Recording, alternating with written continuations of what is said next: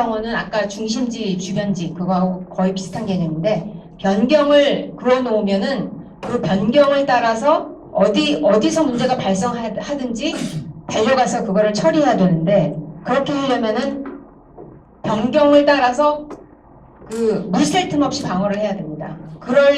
미국에는 그럴 역량이 없죠. 그러니까 거점을 지적해서 거점을 선정해서 그 거점 방어로 집중하는 전략을 취해야 된다고 했습니다.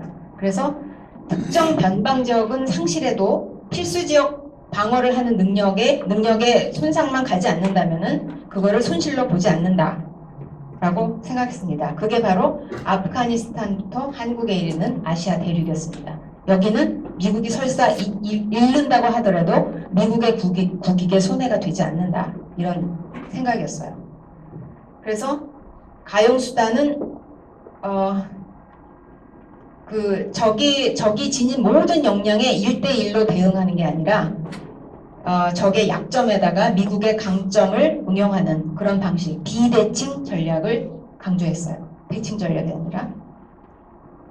그래서 미국이 이 지목한 중심지라는 개념은 미국이 그런 중심지를 장악하려는 게 아니라 소련이 장악하지 못하도록 방어하는 게 목적이었습니다. 그래서 아까 말씀드렸다시피 독립적이고 자신감이 있는 힘의 중심지가 세계에 여러 개 등장해서 서로 견제와 균형을 이루는 게 목표였습니다.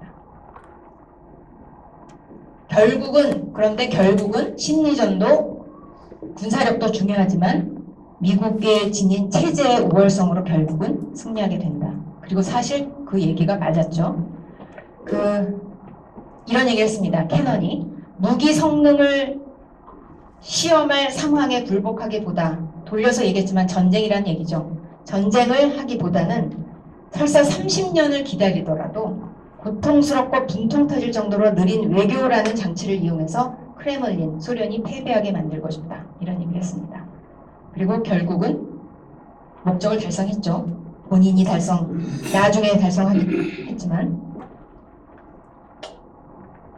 그리고 이런 얘기도 했습니다. 미국은 넘치는 자신감을 유지하고 참을성 있게, 특히 고결하고 기품 있는 본보기가 됨으로써 러시아가 추구하는 진정한 영광은 다른 국민들을 종속시키고 지배하려는 시도가 아니라 다른 국민들과 평화롭고 우호적인 관계를 통해서만 표출될 수 있다는 사실을 각인시켜야 한다. 소련에. 그 다음에 각자 소련과 미국의 체제가 각각 지닌 장점과 건전성이 대결의 결과를 판가름할 것이라고 이미 예언을 했습니다. 결국 공산주의자들이 항상 떠드는 게 뭐죠? 자본주의는 내부 모순으로 결국 붕괴된다고 얘기했죠. 근데 사실상 내부 모순으로 결국 붕괴된 거는 자유주의 진영이 아니라 소련 공산주의 진영이었습니다. 그런데 조지 캐넌의 전략에도 결함은 있었습니다. 일단 국가 지도자들이 굉장히 이성적인 분별력을 지니고 있다고 과신을 했어요. 그래서 국가 지도자들이 필수적 이익과 주변적 이익을 구분하고 그 다음에 적의 지닌 역량이 뭔지, 적이 지닌 의도가 뭔지를 구분할 수 있다고 있고, 그 다음에 정책의 방향성, 한 방향으로 나가되 가끔가다 유연성을 발휘해서 임시적인 방편을 취하고 이런 거를 판단할 능력이 있다고 너무 과신을 했어요. 국가 지도자들한테. 그래서 여기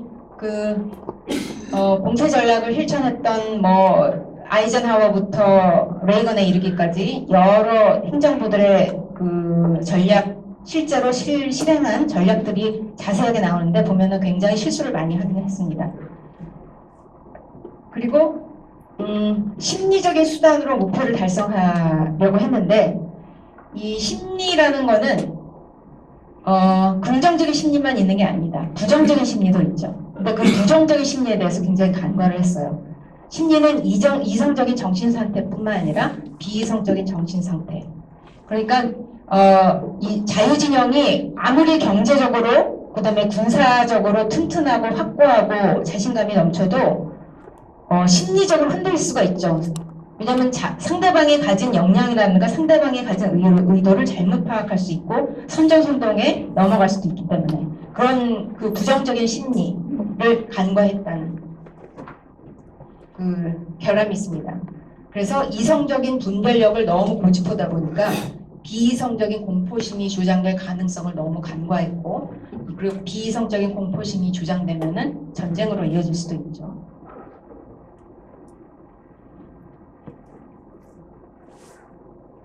그러면 아까 한국은 변방에 속했는데 왜 참전하게 됐느냐?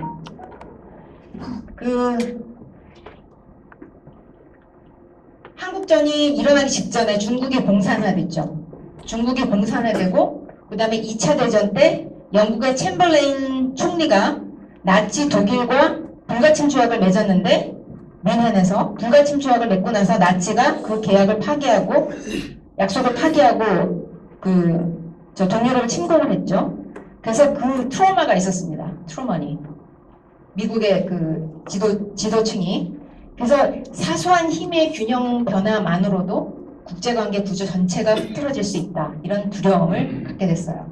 그리고 다른 지역에서 미국을 믿을만하다. 미국의 신뢰성에 문제가 제기되지 않으려면은 결국은 한국이 주변적인 이익이 아니라 필수적인 이익이다. 반드시 보호해야 될 이익이라고 간주해야 된다는 결론에 도달했습니다. 그래서 한국이 미국에 대해서 지정학적으로, 군사 전략적으로 어떤 의미를 지니는지와 상관없이 미국이 결연한 의지, 자유진영을 수호할 결연한 의지가 있다는 것을 증명해야 될 그런 계기가 된 거예요. 그리고 미국이 아무리 핵전력이 우월해도 소련보다 소련이 대리전을 야기할 가능성이 있다는 게 증명이 된 거죠. 김일성을 사주해서. 그래서 결국은 주변적 이익, 필수적 이익 그런 거 없고 모든 이익이 필수적인 이익이 됐습니다.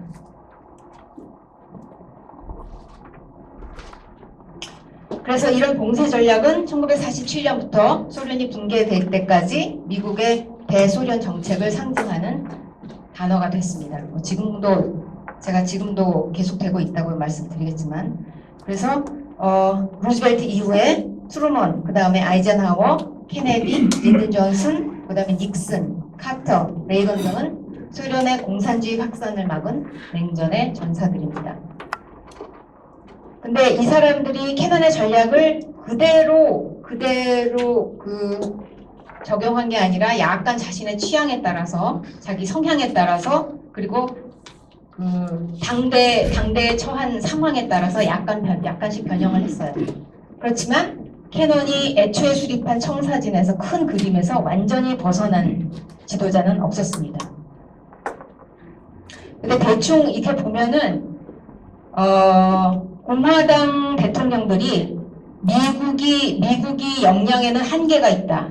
그러니까 선별적으로 개입해야 된다. 이런 성향이 좀 강했고, 오히려 민주당 대통령들이 미국은 역량이 무궁무진하다. 그러니까는 막 오지랖을 휘날리면서 여기저기 다 개입하는 성향이 훨씬 그 민주당 대통령들이 훨씬 강했어요. 굳이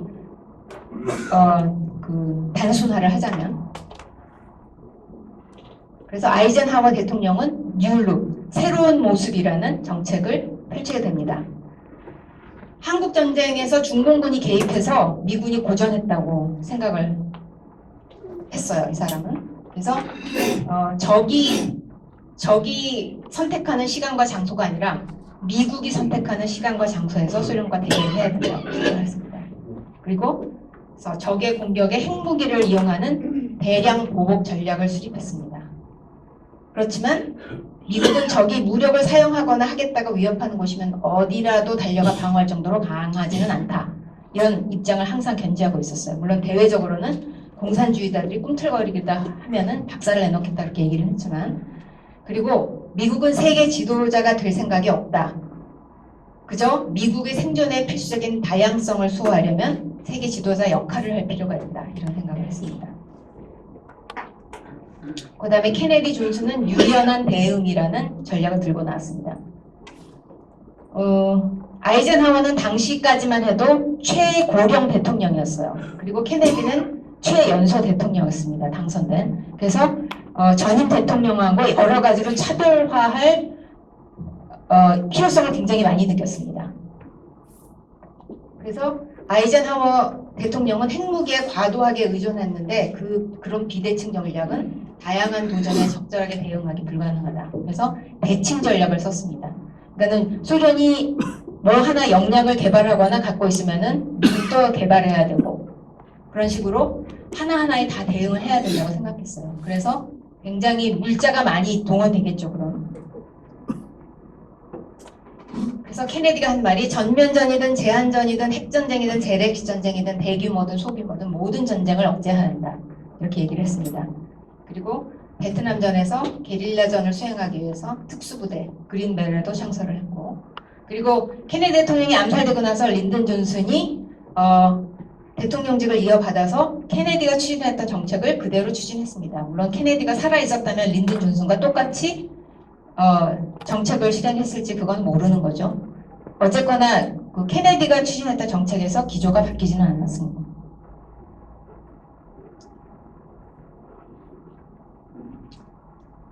그 다음에 닉슨인가? 네. 이게 다음 화면인지 다다음 화면으로 넘어갔는지. 닉슨은 긴장 완화, 대탕트로 유명하죠. 소련과의 긴장 완화 그리고 중국과의 새로운 관계를 수립하는 데 집중했습니다. 근데 닉슨은 뼛속까지 공산주의자였어요. 반공주의자이기 때문에 소련과 중국에 대해서 유연한 태도, 유화적인 정책을 취해도 의구심을 불러일으키지 않았습니다. 그런 장점이 있어죠. 그래서 소련과 중국을 대할 때 운신의 폭이 굉장히 넓었습니다. 그래서 데탕트는 냉전의 종식. 사실 조지 캐넌이 공세 전략을 수립할 때 세웠던 목표도 사실상 냉전의 종식이었습니다. 그래서 냉전의 종식을 향한 진전, 본래의 공세 전략으로 복귀를 했죠.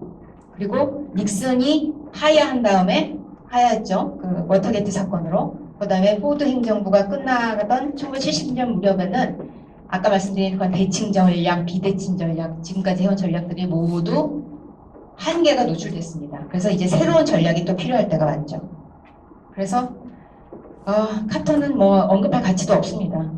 이 인간은 뭐 진짜 이 공세 전략 책에서도 아주 간단하게만 다루고 있어요. 따로 챕터가 있었나? 기억도 안 나는데. 근데 카터는 어르신들 많이 계신데 이런 말씀 드려서 죄송하지만 한마디로 그냥 13비지를 했습니다. 품격 있는 가치관,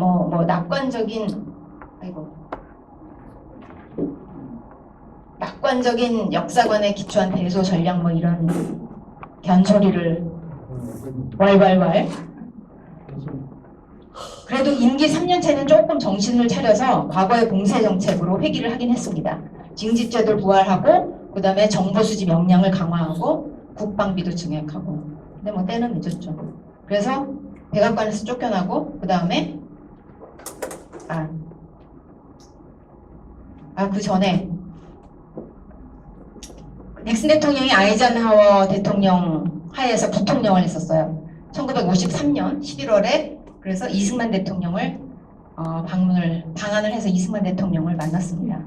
제가 여기 왜 광인 미친 남자 두 사람이 만났다고 했냐면 닉슨 대통령이 나중에 이승만 대통령을 만나고 나서 그런 얘기를 했다고 해요.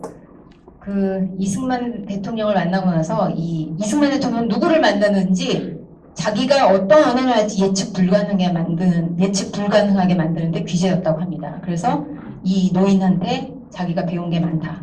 그런 얘기를 했었습니다. 그리고 이때 굉장히 젊었죠, 닉슨이. 그리고 이승만 대통령은 거의 뭐 할아버지였고. 그래서 닉슨 부통령이 이승만 대통령한테 어떻게 어르신은 영어를 그렇게 잘하십니까? 그랬더니 이거 제가 그냥 드라마타이즈 한 거니까 자네 나이가 올해 몇이 되나 했더니 뭐 몇 살입니다 했더니 내가 영어를 쓴 횟수가 자네가 산 횟수보다 더 길다 그렇게 얘기를 했다고 해요. 근데 사실 이승만 대통령이 영어를 무지하게 잘하시긴 했지만 성인이 다 돼서 미국 가서 영어를 한 사람이 그렇게 영어를 잘할 수는 없습니다. 그러니까 굉장히 뛰어난 분이에요.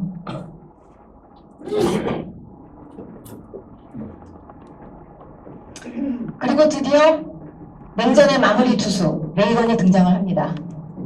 이 레이건 대통령은 닉슨이 추구했던 대탕트 전략에 대해서 굉장히 깊은 의구심을 갖고 있었습니다.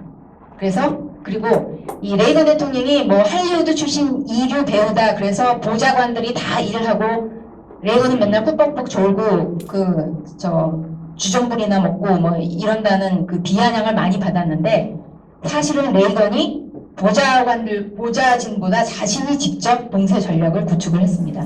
이거는 당시의 중미 소련 대사인 도브리닌이 한 증언에서도 나타납니다. 레이건이 진짜 우두머리가 분명하다 이런 얘기를 했었습니다. 그래서 레이건의 봉쇄 전략은 그동안 몇십 년 지나면서 소련이 이제 경제적으로 굉장히 취약해졌죠. 그 전에는 뭐 그래도 살만했을지 모르지만 그래서 소련의 경제적 약점을 10분 활용하고 그 다음에 미국이 대대적인 군비 증강 계획을 세우고 전략 방위 구상이라는 것으로 소련 재정을 파탄냈죠. 그 다음에 그러나 한편으로는 소련과는 건설적인 대화도 추구했습니다. 그래서 봉쇄 전략의 목표를 달성했죠. 그리고 로널드 레이건의 상대방이 바로 미하일 고르바초프 대통령이죠. 이 사람은 그러니까 레이건의 공을 조금 깎아내리고 싶은 사람들이 좀 이런 말을 많이 해요. 레이건에게는 계몽군주 같은 고르바초프가 소련 대통령이 되는 행운도 뒤따랐다. 이런 얘기를 합니다. 그 고르바초프가 글라스노스트 개방 정책을 추진했고, 그 다음에 페레스트로이카라는 개혁 정책도 추진했죠. 그러면서 서구 지역에서 소련 전문가들이 이 고르바초프의 정책이 성공하도록 우리가 도와야 된다. 그래서 서구 지역에서 재정적 지원이 급증했습니다. 그래서 레이건 대통령과 더불어 냉전을 종식시킨 영웅으로 취급받고 있죠. 근데 진짜 그러냐?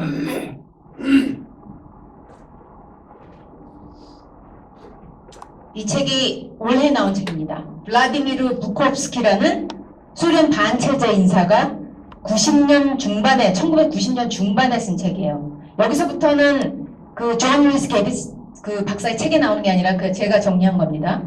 올해 나왔는데 올해 5월에 나왔는데 올해 10월에 이 오른쪽이 블라디미르 부콥스키 저자인데 이 사람은 올해 10월에 세상을 떠났습니다. 근데 이 사람이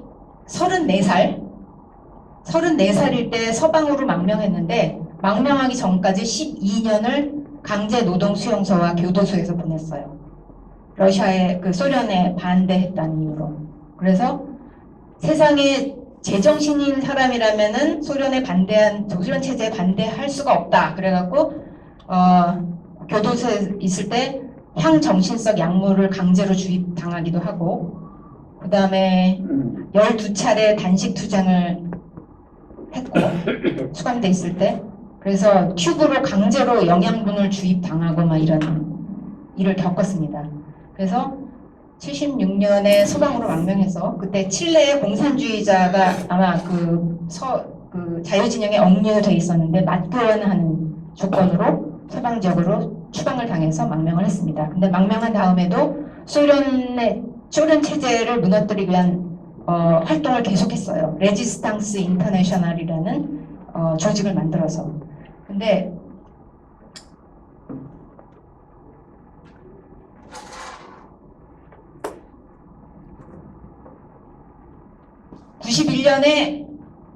92년에 소련이 무너지고 러시아가 탄생하면서 보리스 옐친이 대통령이 됐죠. 근데 감히 공산당이 옐친 대통령을 상대로 공산당 재산 반환 청구 소송을 냈습니다. 그래서 옐친이 방어 차원에서 중앙위원회에 명령을 해서 그동안의 기밀문서, 공산당과 관련된 기밀문서를 공개하게 했어요. 그때 이 부콥스키가 91년에 러시아에 다시 들어가서 그 재판에 참여를 했습니다. 그리고 그때 공개된 문서들을 휴대용 스캐너 있죠? 휴대용 스캐너로 수천 쪽을 찍어서 몰래 반출을 했습니다. 그래서 그 문서를 토대로 쓴 책이 바로 이 책이에요. 저는 존 루이스 게비스 박사가 개정 증보판을 만들면서 이 책을 보셨는지 안 보셨는지 그건 잘 모르겠는데 안 본 것 같아요. 제가 생각하기에는. 그래서 어떤 내용이 있냐? 제목이 뭐냐면 모스크바에서의 심판. 소련의 범죄와 서구의 공모.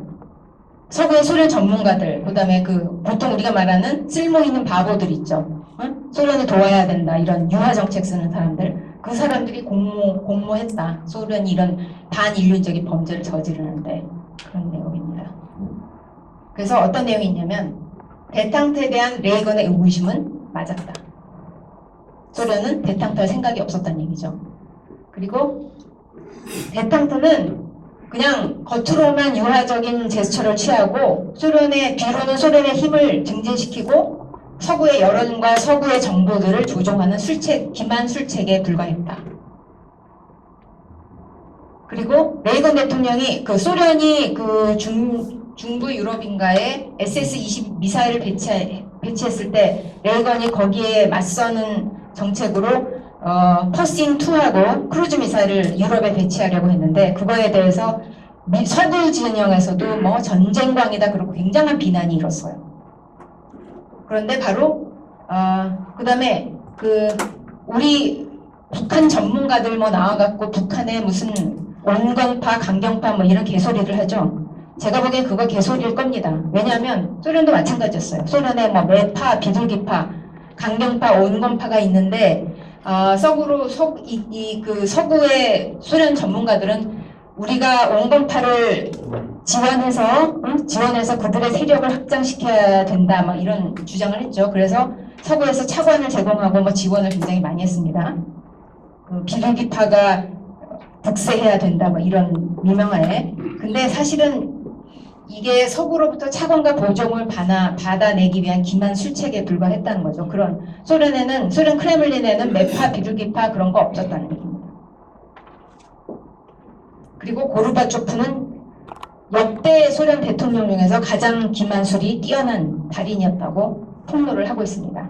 글라스노스트, 아까 말씀드린 개방 개혁 정책은 모두 다 사기다. 그 다음에 이게 바로 서구의 지원을 받고 소련의 생명을 연장하려는 기만술이었다. 전혀 개혁하고 개방할 의사가 없었다는 얘기죠. 그리고 이 개방과 개혁 정책을 표명하면서부터 차관과 보조금이 눈덩이처럼 증가해서 소련으로 흘러들어갔습니다. 그리고 어떤 내용까지 있냐면 1984년에 영국에서 대처 수상이 집권했을 때 영국 광부들이 파업을 했죠. 그때 고르바초프 정권에서 100만 달러를 지원했습니다. 대처 수상에 맞서라고. 근데 그래서 이 문서를 부콥스키가 대처 수상한테 보여줬대요. 훗날 84년이 아니라 훗날. 그랬더니 대처 수상이 부콥스키한테 당시에 자기가 고르바초프한테 물어봤더니 시치미를 딱 떼더라는 거예요.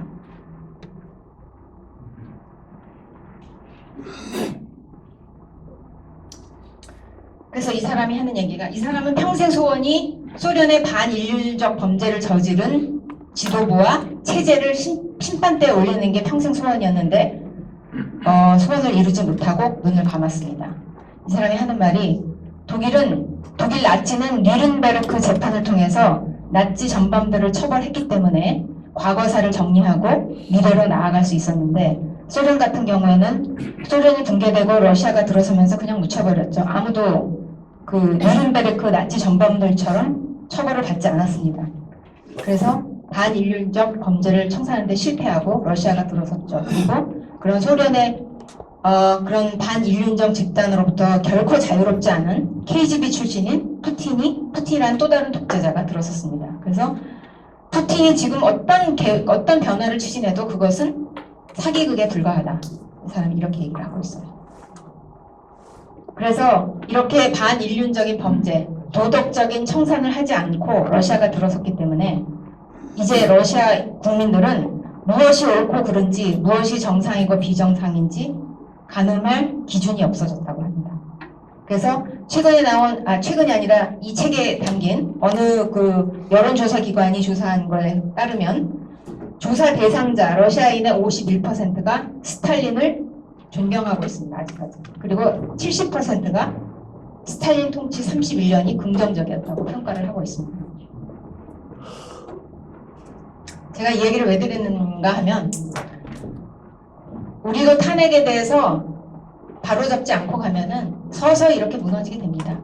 도덕적으로 정화를 하지 않으면 이렇게 무너질 거라고 저는 생각해요. 그게 박근혜 대통령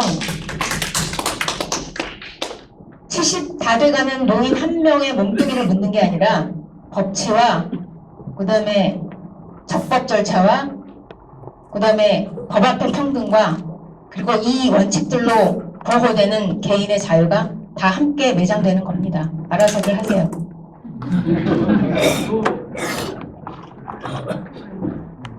자, 이 그 옐친이 공개한 비밀문서와 관련된 그 비밀문서의 내용을 자세하게 수록한 그 책이 있어요. 책이 있는데 이 책입니다.